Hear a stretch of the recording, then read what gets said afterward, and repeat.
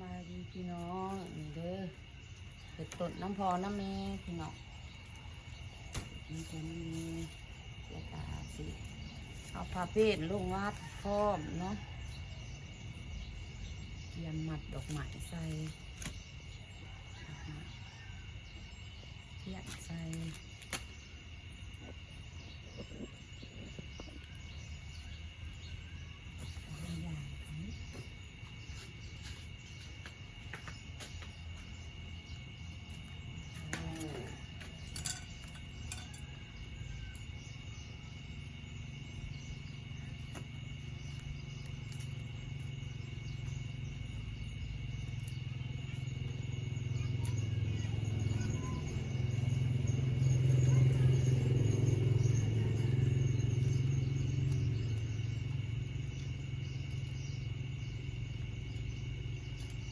สิหมักอีกที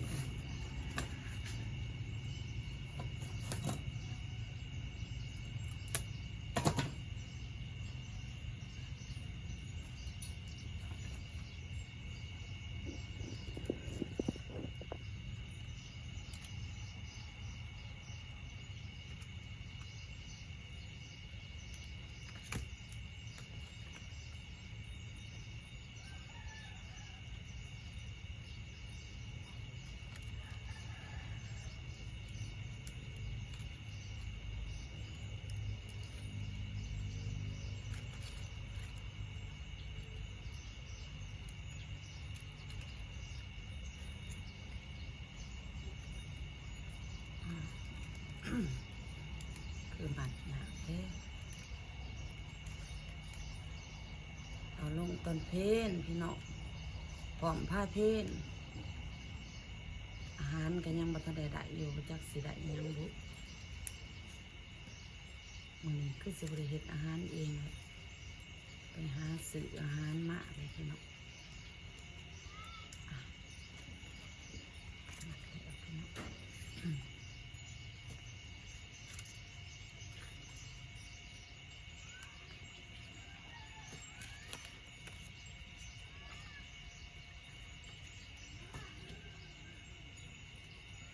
ด้วยอันนี้พี่น้อง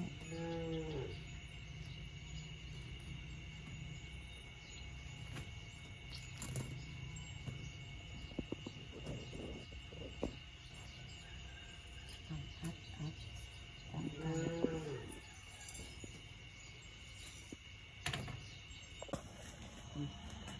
กำลังดังไพ่หมอเฟอพี่น้องหมอเฟอเวลาวันสงกรานต์ก็ยังบริยุทธ์พี่น้องแต่ว่าหาอื่นเพิ่นยุทธเนาะแต่ถ้ายุทธเพิ่นกาสิบริกินเนาะในบ้านนี่ยุทธเบิดปิดเบิดพี่น้องนางเต็มเพิ่นกำลังข้างหมอสิหนึ่งเขาเนาะแต่ว่าดังไผ่หมอเฟ้อไว้ก่อนพี่น้องคั่ว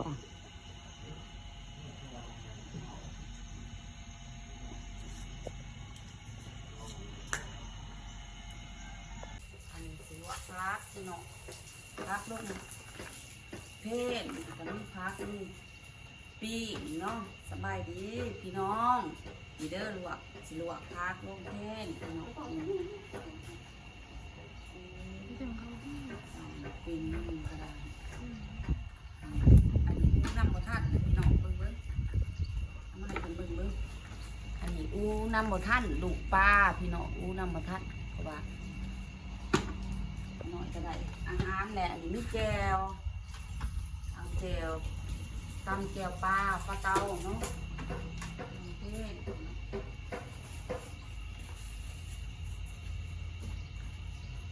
นั่งเดือดแล้วเอาลูกไปใส่หม้อเอาผ้าเอามีดมาให้ดูขั้นตอน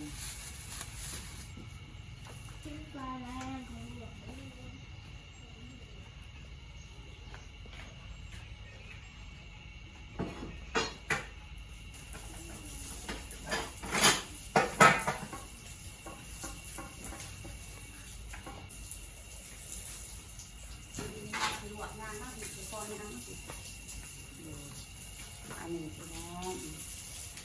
มีปลาผม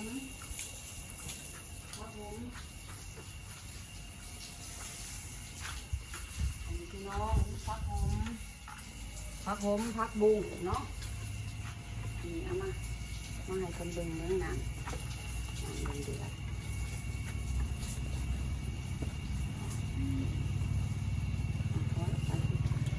มีแก้วมีเงาแก้วมีเงาพร้อมมีไซส์อะไรเอาแก้วไป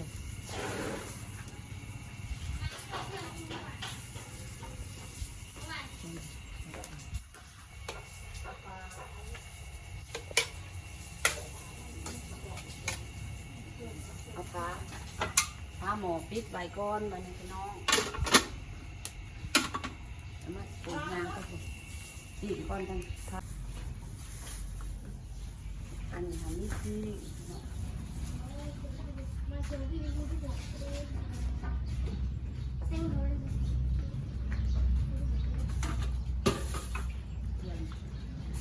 ยี่ยมแล้วคุณหัวเลยโมเมนต์ครึ่งแล้วบอส10 โมงไปไก่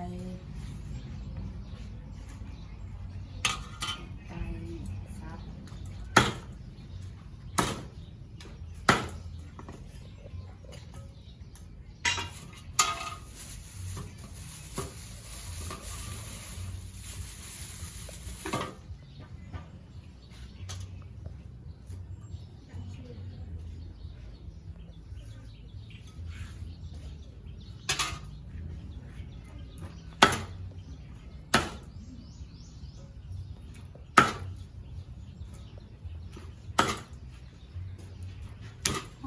หอนพี่น้องเอ้ยฝนบ่ตกจ้าเถื่อ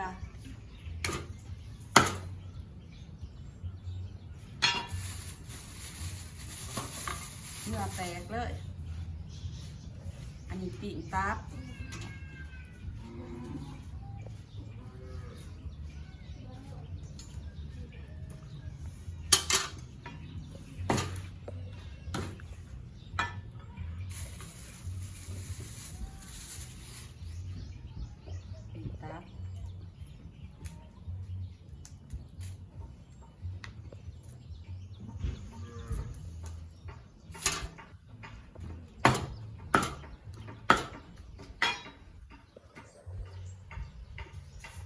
แก้วเหนียว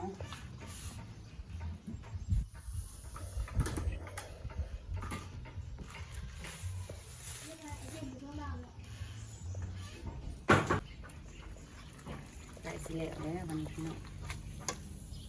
เปื่อยแห้งกับโบเซ่เนาะไปครับมา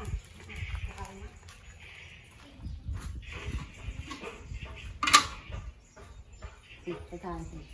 คือโบเห็นจะมาใส่ครับเพื่อนนั่งดูบอกก็เอาเหมื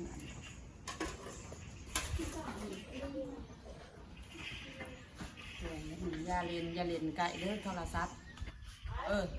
เสียงนั้นข่าวโทรศัพท์ยินบ่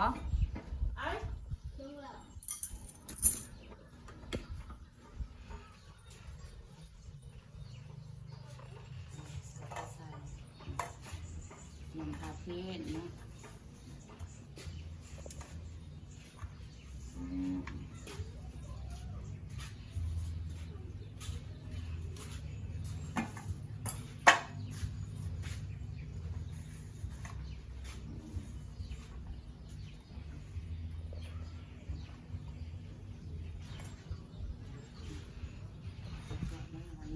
ยังพักกับให้มันใส่เยอะใส่เป็นตัวนะเนาะ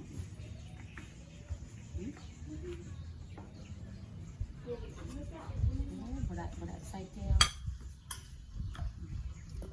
เรื่องเงี้ยว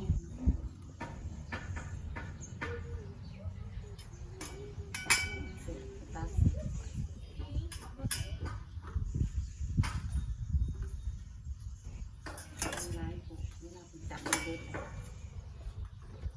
ซื่อๆเนาะ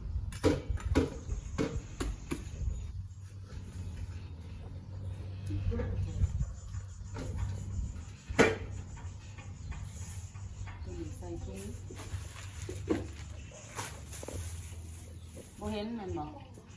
โอ้กระปุกนี่ไปใส่ว่ะ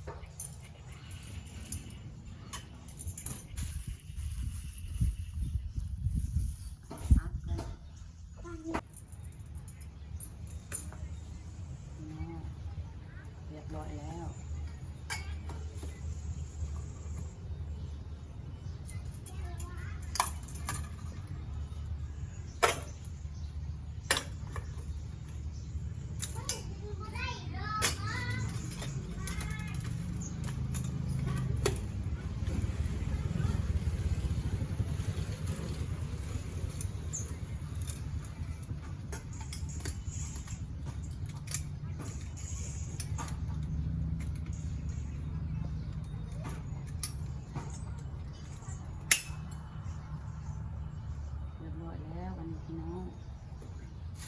มีลวกผักอุ้ยฮะเนี่ยใส่สลัดนี่เนาะอันนี้อยู่ต้นบ้าน้ำพอน้ำแม่พี่น้องไปเขียนต้นพร้อมไปบันพี่น้องไปปลูกไปปอกกันวัดเด้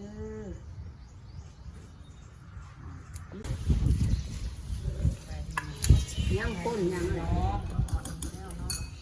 โอ้ลักที่ทำอะไรเนาะโอ้ยพี่น้อง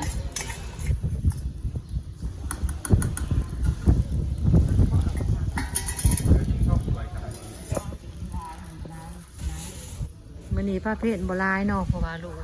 คิดเพิ่นบ่อยู่ คิดเป็นเมื่อบ่ได้คอยลงมามีแต่เอาลงมา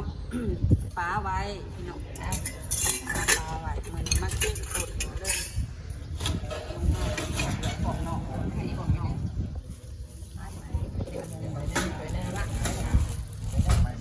ไม่หมดเป็นไงเด้อบัดใหญ่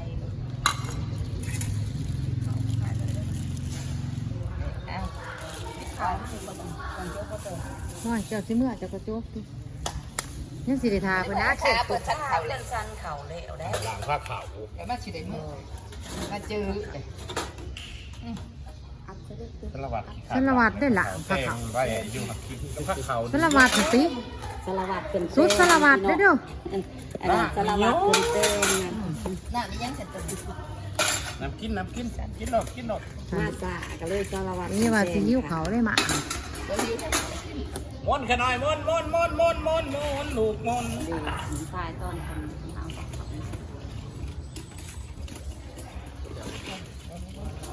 แล้วเบิดกันเนาะไป แค่เดียว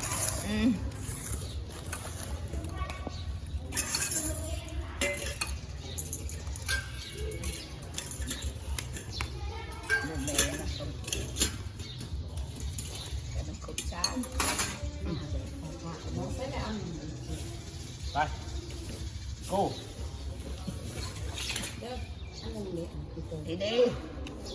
แกสีน้ำตาให้เป็นก้อนร่วงเป็น ระวังผมคอยยันในตุ๊กเพลงเนี่ยเที่ยวไล่ชุด โอ้ยก็ของเจเพิ่นนี่อย่าบอกหลายเถอะอาจารย์ขน้อยอย่าเฮ็ดหยังก็บ่ได้เฮ็ดเพิ่นให้จับก่อนล่ะนี่นี่ให้ได้อาจารย์นี่เอ้ามาจะได้ก็มาติแหละสิให้ตัวเด็ดก็ให้ ทีวีแห้ตัวนั้นพ่อ คนยืนถูก แต่ยังยืนที่แห้งแต่ปู แต่เพิ่นอยู่ที่แม่ซาเพิ่นขำเพิ่น นี่ สู้ ลูกพญาโลกฆ่า เพิ่นขำจังนั้นกันแม่ มากับพ่อทรงเขาเลยเขาหน่อยพ่อทรง เอายังเพิ่นสิทานเข่าเลยอย่าพลาด ร้อยคนชั้นเขาแล้วแล้วเนาะ ต่อต้นก็ยังส้ม โดยนี่อะไรอ่ะจะจับนี่จับซื่อนี่ว่าละอยากอ้ายคนถอยออกไปอีกถอยออกไปอีกน้อง อ้ายนี่เป็นยังอ้ายเขาเลยว่าอ้ายพระอาจารย์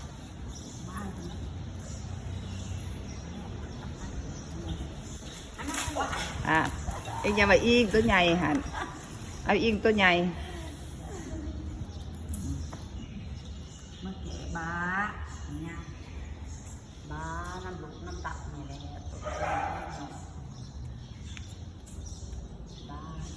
นี่บ้าโอ้ย เจ้าบ้านเลยนะเจ้าบ้าน เก็บบ้าอันนี้ บ้านนครนี่ บ้ากับบ้าน้ำโพน้ำแม่เหลียวบ้าให้เท่าอันนั้น สบาย แต่อันนี้กับบ้าน้ำโพน้ำแม่อันนั้นถ่ายวิดีโอจับนี่ด้วย โอ้โหจักด้วยอันเดียวเลย อาหารแล้วเราสิจับมาให้จับซื้อกระจ้าหรือโคตรบ่ฮู้จักสิได้จับยังจะบาทายเอาเสียนยังอันนี้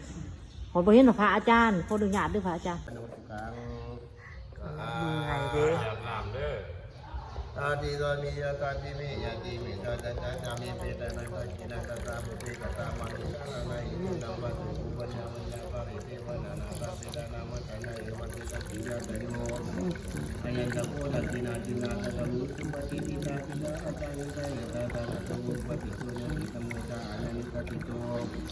เปตนามุตาจัตตาอุลาภารันตติปุณมนุปฏินังตุนิขยังปุถุตระมกันติสาธุสาธุสุภาลังนะโดยตัวเราไม่จะสัมผัสนักขณะมันจะพูดจะเป็นสัตว์ที่มีสติเจ้าของ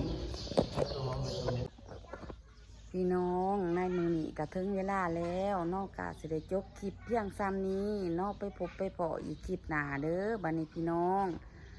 กะขอขอบมุกขอบใจหลายๆพร้อมด้วย FC และหมู่เพื่อนที่เขากดไลค์กดแชร์ให้เพราะมีกำลังใจเฮ็ดคลิปอีกต่อไปเนาะไปบัดนี้พี่น้องสิได้จบคลิปเพียงซ้ำนี้ขอขอบใจ